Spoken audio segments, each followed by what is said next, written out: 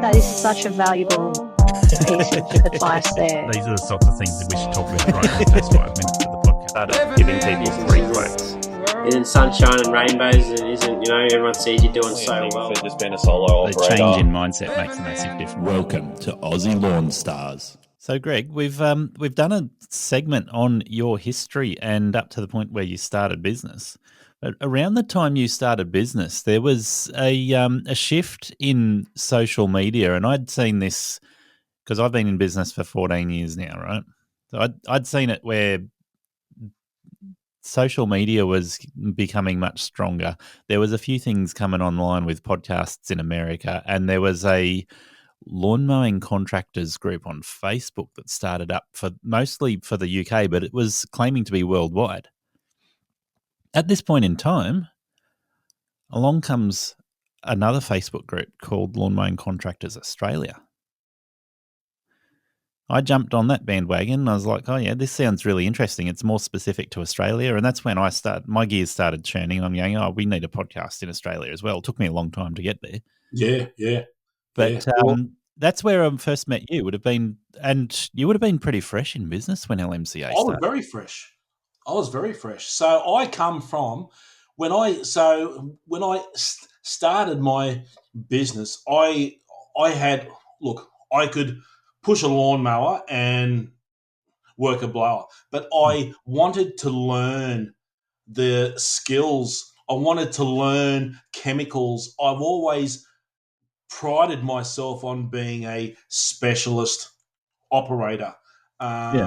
So I was actually on, so this is before the Facebook groups, I was on a forum called the Lawn Club, and one of the members, or two of the members are on my page from the Lawn Club, Paul Luck, who's yep, who can be a bit controversial at times, but he look, I've known Paul for a long time, and he's always ran a tight business. Paul, I'm in conversation with Paul Luck. I've reached out to him. Took a long time for me to actually get a hold of him. And I said, hey, how about you come on the podcast? So I'm hoping I'm going to get him in the dungeon soon. Paul's a good guy.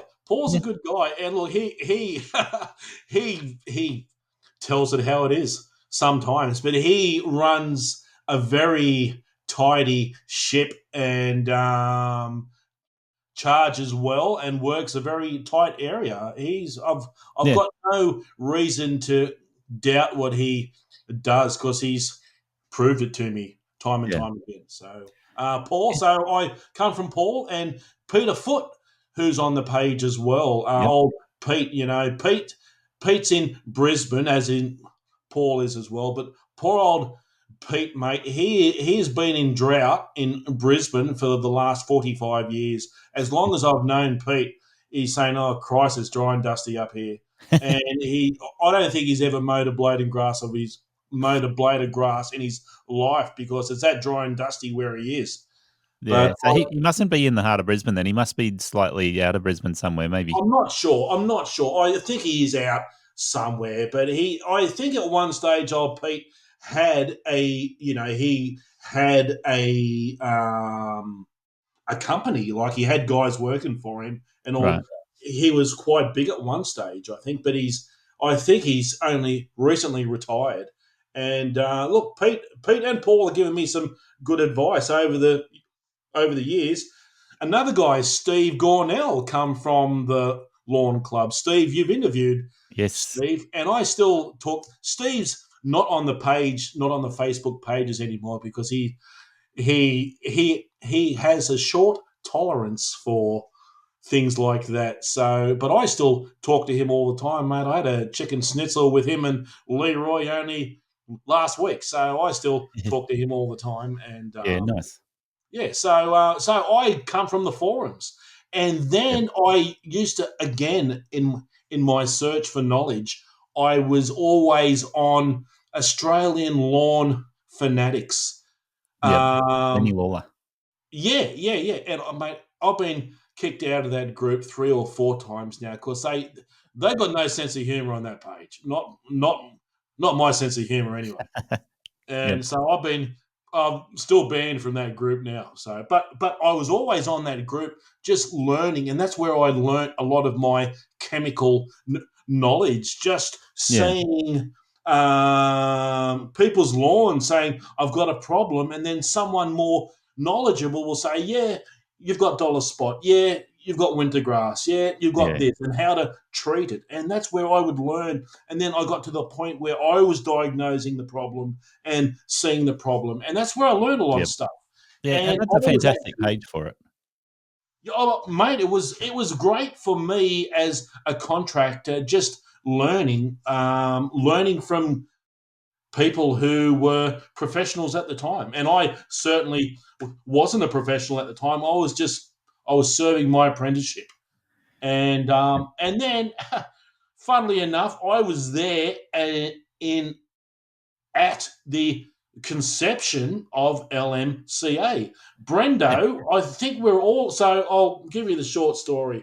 We're all on this thread talking about someone's lawn with wintergrass. Yeah. Whatever it was. And Brendo and Anthony Moore were on the same thing.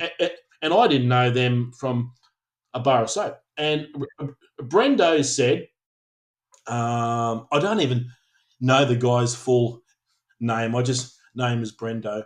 So he said, is there an Australian contractors page? And everyone said no.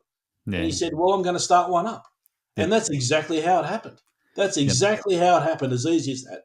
And then he started LMCA, and Anthony Moore was just there at the time, and he made him the moderator, and we all joined the page. Yeah. So and the page just grew huge. So I was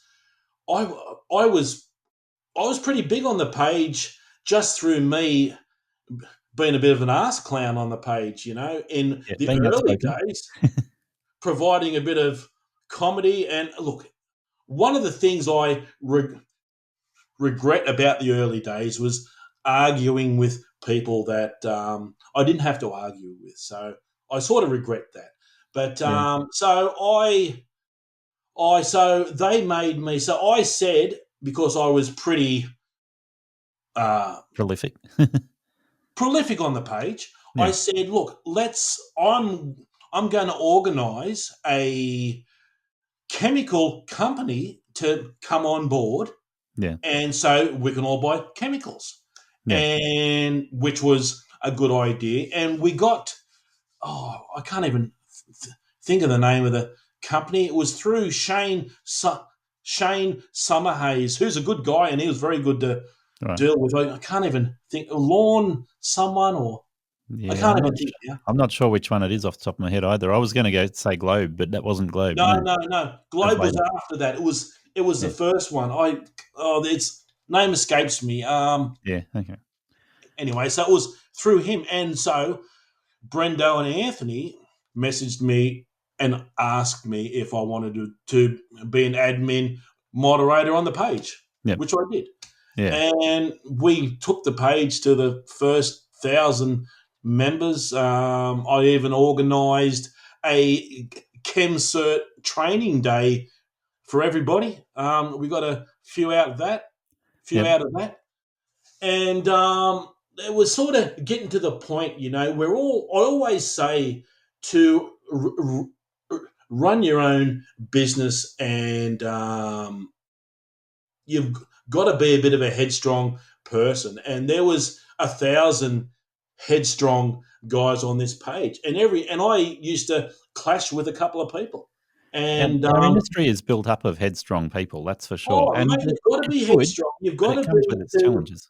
To be successful in business, you've got to be a headstrong person. You can't go in as a bit of a flip-flop, because you get walked all over. You've got to have that go, let's make it happen sort of attitude. And there was 1,000 of them. And I clashed with a couple of people, and I actually wish I never did, because I sort of feel bad about it now. And I could have gone about it a lot better, but that's hindsight.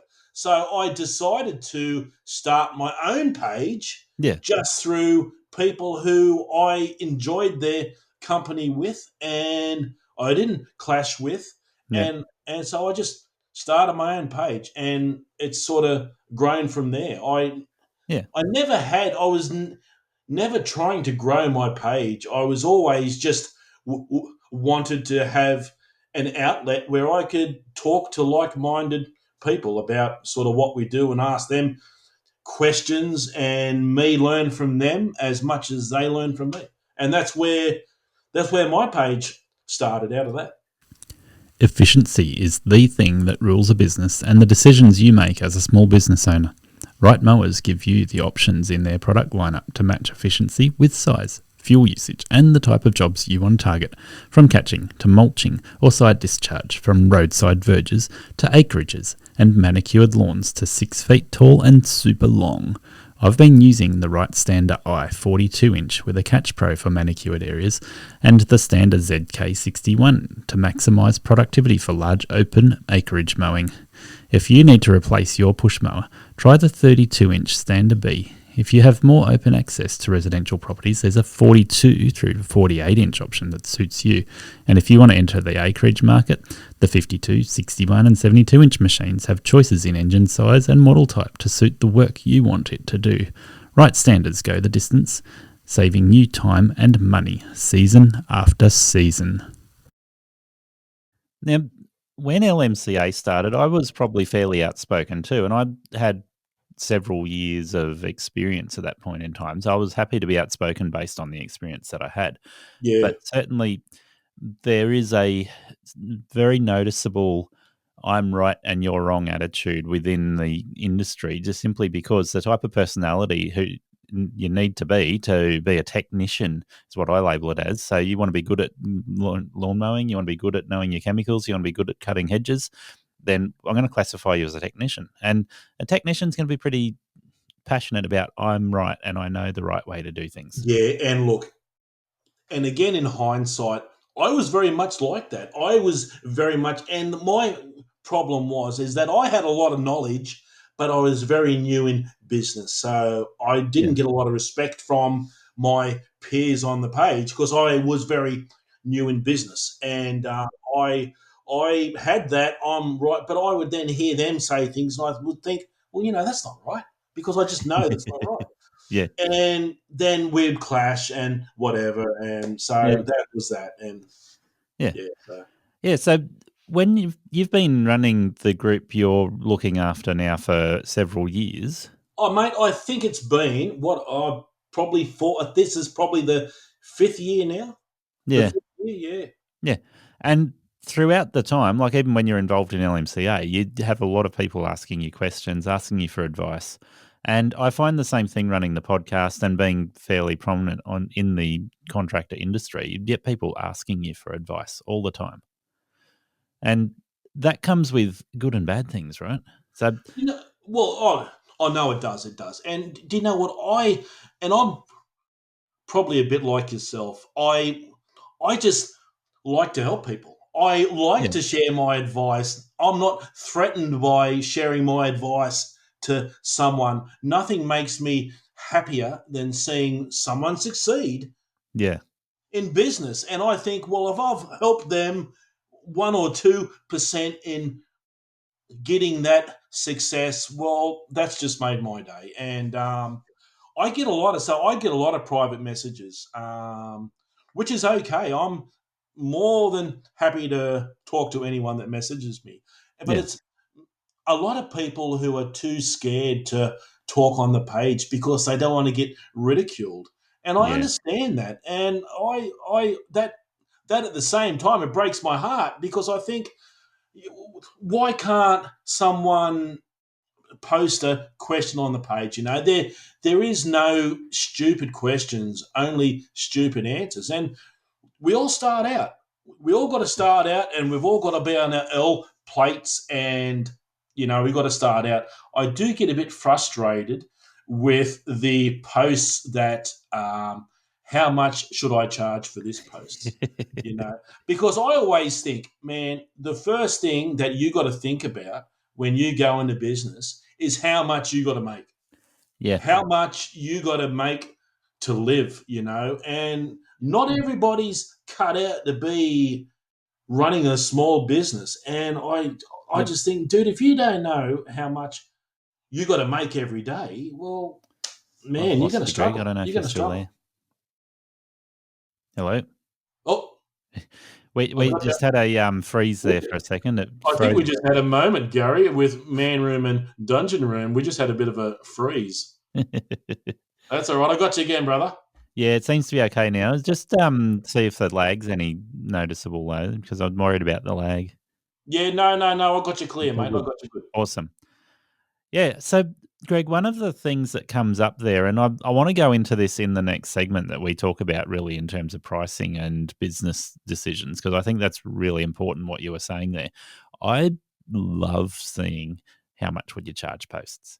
Yeah, well, look, do you know what? And it's interesting, but do you know what gets me though with the how much would you charge post? Right, there's some guy the guy who's asking the questions clearly got no idea.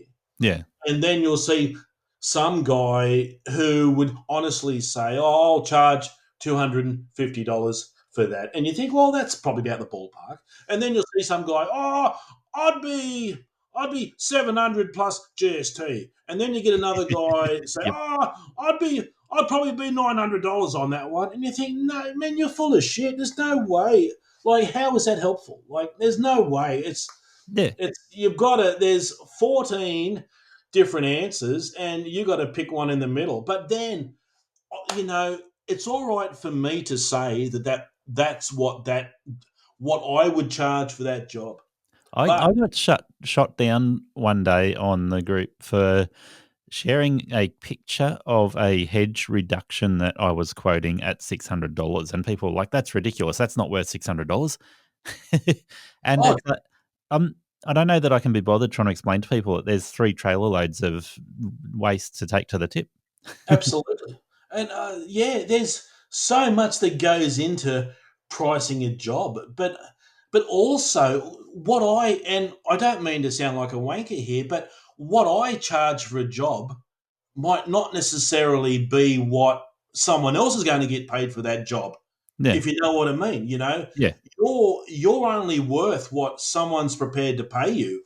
And so for me to say that, I would go in there and charge that job at $300 plus GST, this poor old guy might be flat out getting $100 off Mrs. McCarthy, who's got a budget and she's got no money. So it's... I talked to people all over Australia and talked to a guy in New Zealand last week, and I'd like to put it back on people when they're talking about pricing and going, okay, what's the cost of living done to you where you live?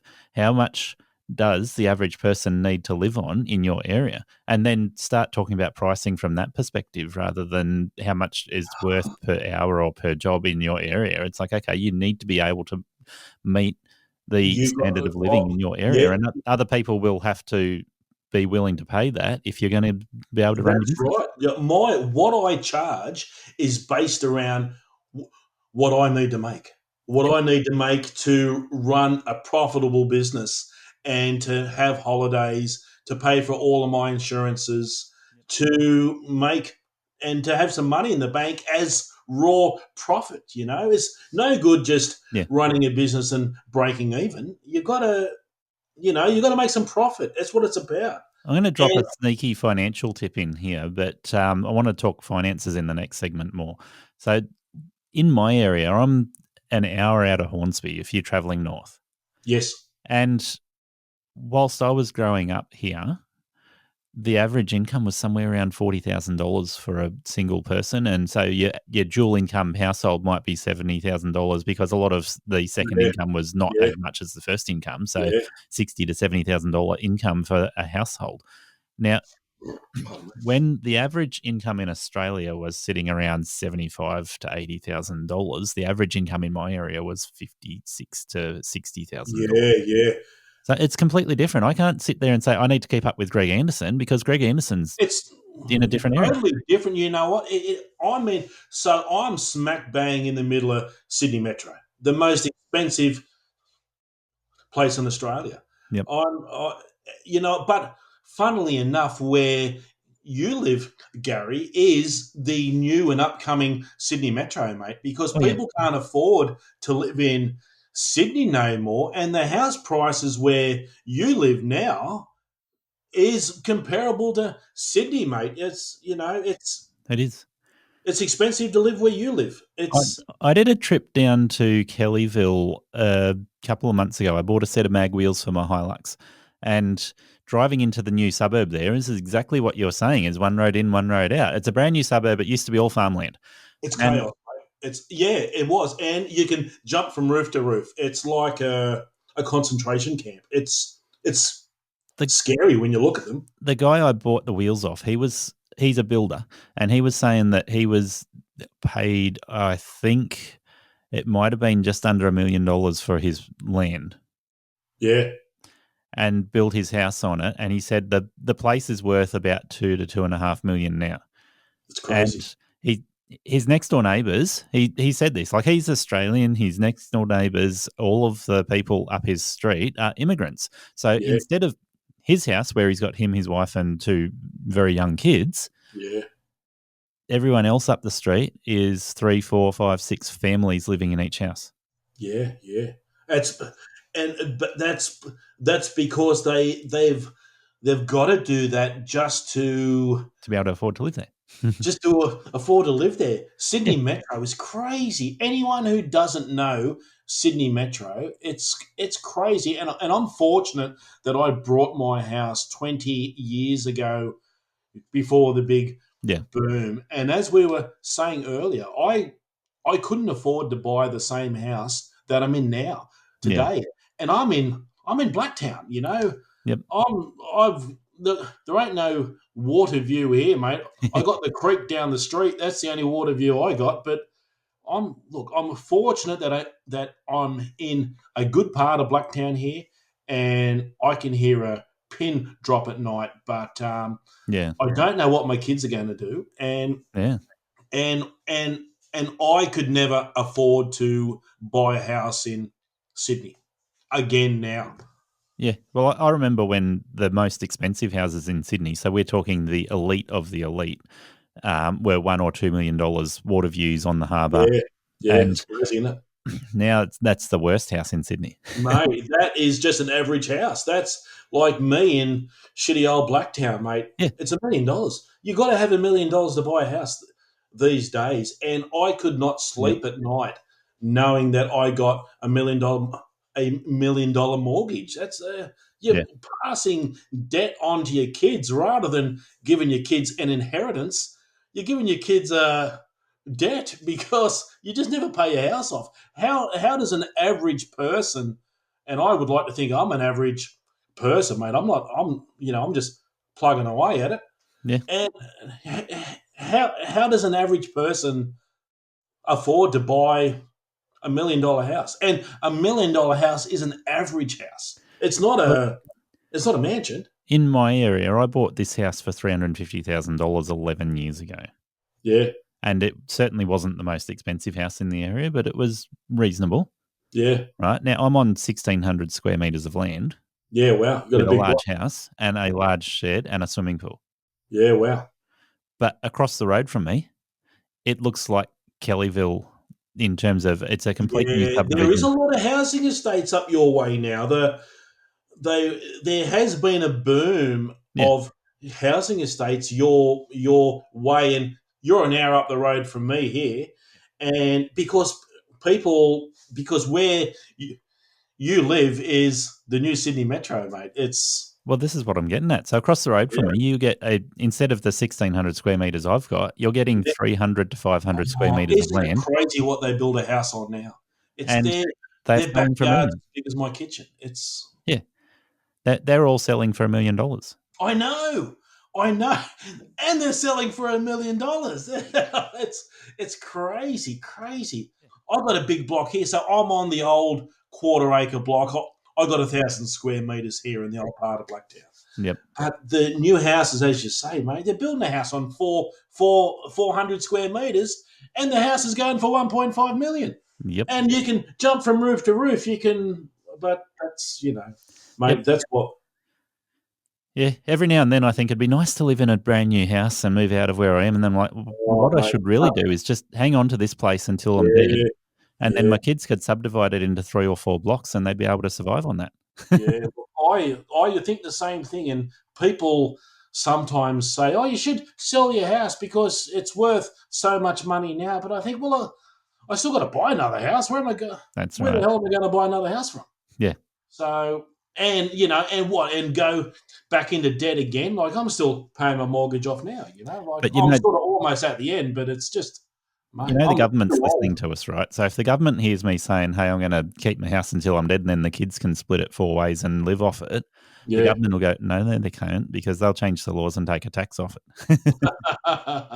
Yeah, well, look, they've changed in my area here because it is all big blocks around here. They changed the zoning that you can build. There's a house down the road got bulldozed on a big block, and they built this massive townhouse on it that's got like 4 residencies in it. It's crazy, Yeah. like. It's all medium density housing. Medium density, mate. It is, and the area in the last 20 years, the last 50 years. I grew up here. I sort of went to school here. Yeah. It's changed. It's changed from a rough and tumble area to now it's middle class working area. It's Yeah. So, Greg, this segment was supposed to be mostly talking about social media and the influence. so we get off track. we got distracted. We went down a bit of a rabbit hole. I could talk underwater. It's all good. Yeah, so we were talking about that, and some of the things that come up when we're talking about social media. You running a Facebook group that is helping contractors, me running a podcast that's helping contractors. We're both Yes, trying to do the same thing, really, but I agree. there's different ways of doing it. So some of the things we were talking about is how people come seeking for advice. And, you get the classic question, how much should I charge? But you also get people asking, what do I need to do? What equipment do I need? What insurance do I need? All the various different questions. The thing I find really intriguing here, Greg, is it's really humbling to be in a position where people are asking you for advice, and at the same time, people are criticizing. You know what? That it's you hit the nail on the head, mate. It is. It is. It is. It's very humbling that people ask me for advice, and I never take that for granted, or I never shirk that away, because I think that I was once that person asking for advice. And if you talk to Paul Luck from the Paul will tell you back in the early days, Yeah. I was annoying because I would just ask that many questions. I How do can't you do imagine you this? being annoying, Greg, How do you surely. do- I know. I'm not an annoying person at all. I don't know even how he thinks that. No. But I would just ask that many questions, and that's why I'm always happy to answer somebody's question, be it dumb or whatever. But there are no dumb questions because, and so, Yeah. look, it is very humbling, but then you get criticism from guys, I've been in business for 25 years and blah, blah, blah, blah, blah. I thought, well, why don't you help the guy instead of having a go at me? What are you having a go at me for? Help the guy, I'm just trying to help the guy. You do get that. Social media brings out the best and the worst of everybody. Yeah. Well, I think it's really good to have a forum where you can have 100 different opinions shared in the same place, because the person who's asking for advice gets a well-balanced view when they are able to absorb those different opinions. But often it becomes a bit of a shouting match, like we said. The criticism comes, and it gets wasted at that point. I'm sort of big on respect and just being respectful on the page, respecting the person asking the question, respect this person who just gave the answer. Mate, we can have a constructive conversation. You don't have to agree with me, but let's just be respectful about how we have our conversation. And it doesn't take a whole lot of effort to be It respectful, but doesn't take it. it's It hard work doesn't. for some It's of us. not that hard to be respectful. You know, you don't have to have your chest out bravado, which I was probably guilty of in the early days. And I look, in hindsight, I certainly regret that. But Well, I think that's where we fall the hardest, isn't it? Because I know when I'm tempted to go, yeah, I know what I'm talking about and I'm pretty passionate and I am happy to give advice because I know the answer to this person's question. If somebody turns around and criticizes what I know I've said is right, that's where it becomes really challenging. And yeah, it was, mate. It was. sometimes I just yeah. want to crawl inside the dungeon and hide, switch the lights out, put the chains Ooh. on. Where are we going, Gary? Well, what I'm really getting at. No, I agree with you. And me being a bit of an extrovert, you know, there's introverts and extroverts. I'm a bit of an extrovert. Yeah, Yeah, so it's hard. Yeah, it was always hard for me to shut my mouth sometimes, and I'm sort of a bit older and a bit wiser now, and I sort of probably do shut my mouth now, you know. But as I say, we're all headstrong business owners, so Yeah. it takes all sorts to make the world go round. Yeah, well, I've had to take a couple of moments and self-reflect, and go, okay, maybe I just need to go and have a cry in the corner for a minute, and then I'm back out and go, okay, let's keep on doing what we know is helpful to people, and cop it on the chin. You know, got broad shoulders, I can handle it. Yes. Yeah, no, you got to breathe your way through it. And I actually had 6 months off because I just found I was on social media all of the time, Yeah, all the time, and helping people in this area and getting criticised in this area and running my own business and just the pressure. It was just I just had to have a break. I wasn't arguing with anybody, but I just needed a break.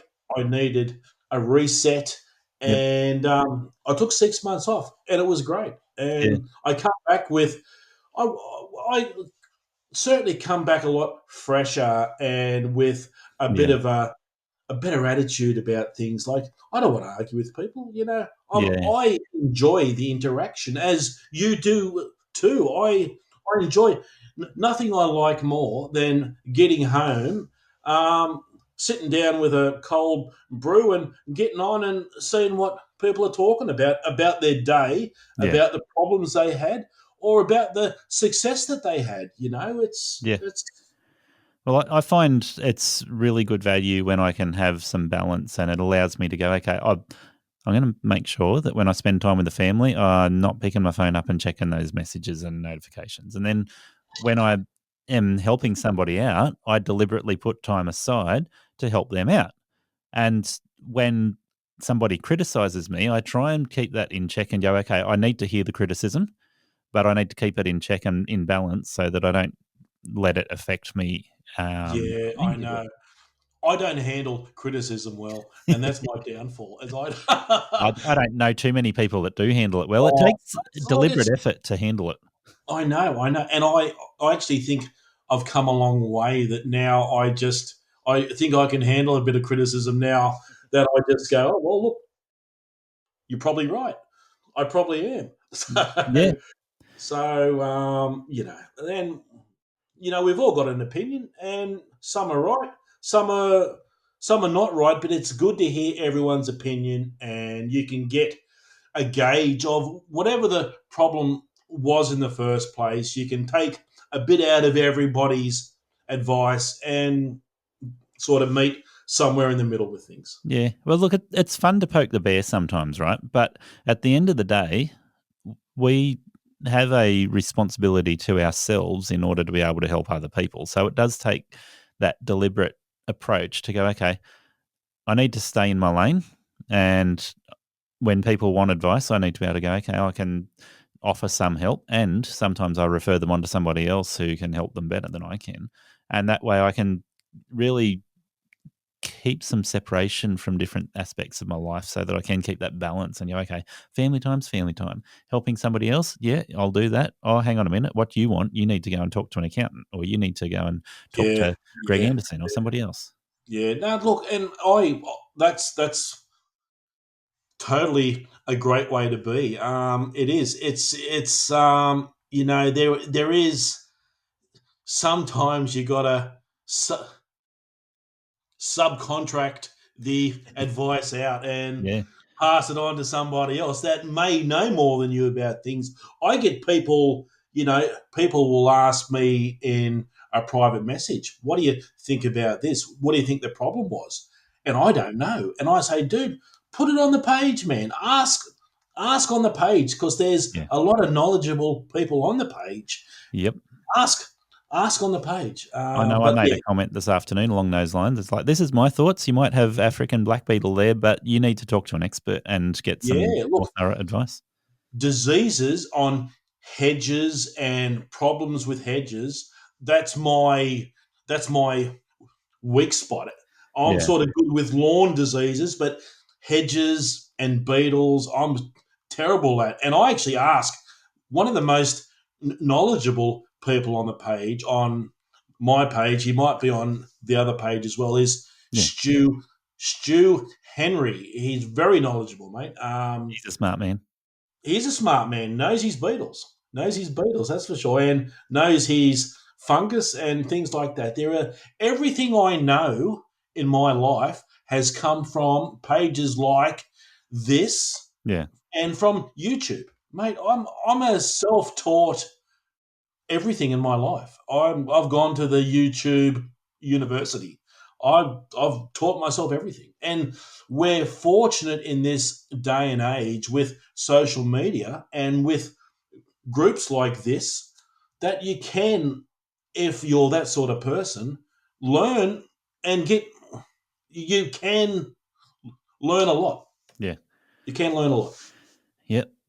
Greg, let's take a break. Thank you for listening to Aussie Lawn Stars. Please remember to rate and review the show on the Apple Podcasts app or the player you use. Exciting new shows are released every Monday. Make sure you follow or subscribe to hear the next episode.